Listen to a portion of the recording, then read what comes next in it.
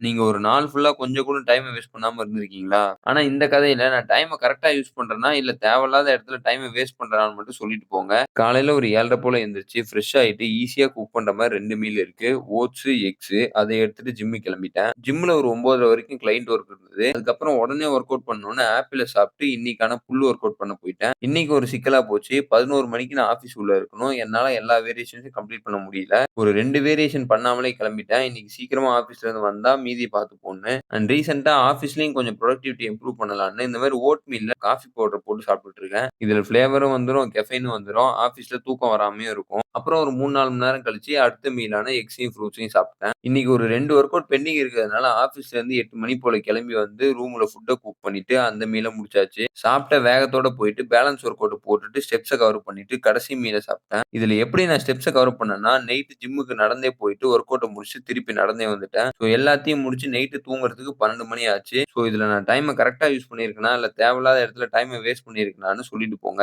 இத நினைச்சே நான் ஒரு 1 1/2 மாசமா குழப்பிக்கிட்டு இருக்கேன்.